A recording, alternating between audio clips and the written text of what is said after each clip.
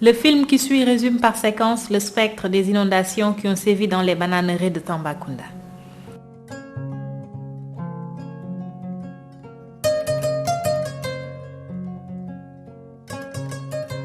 Ne vous croyez pas dans un fleuve. Nous sommes bien ici dans les périmètres bananiers de l'Aboya. Les eaux du fleuve Gambie remontent dans les champs de bananes. C'est le début des inondations. Les producteurs, avec à leur tête El Hadj Mamadou Oumar Sall, les pieds complètement dans l'eau, tentent le tout pour évacuer les régimes à terme. Déjà, dans certaines parties, il faut nager car la hauteur de l'eau dépasse la taille d'une personne. Nous sommes seulement une semaine depuis le début des inondations. Quelques semaines d'inondations après, durant le mois d'août 2003, les bananiers ne sont plus visibles et sont complètement submergés par les eaux. L'évacuation des régimes se fait alors par les pirogues, puis par les vedettes affrétées par l'armée venues secourir les producteurs en détresse. L'espoir de retrouver des régimes s'estompe peu à peu. C'est le pic des inondations. Le moral des producteurs est au plus bas. Nous sommes en octobre 2003, soit plus de 2 mois après les inondations.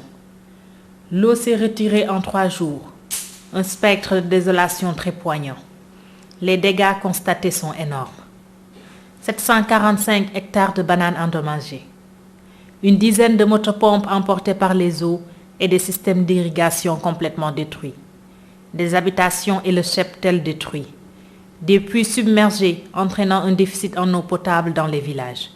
Des pertes de production estimées à 22 000 tonnes, soit 90% de la production annuelle.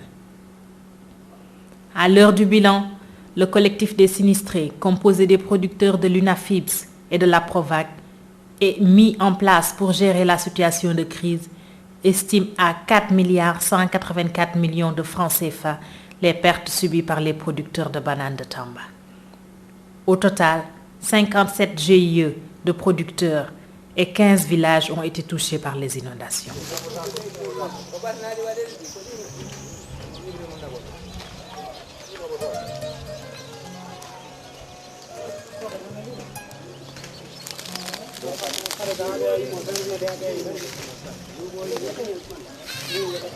L'UNAFIBS salue le soutien de Dina Entreprises pour avoir impulsé la création de l'UNAFIBS et l'instauration de la dynamique dans la filière banane.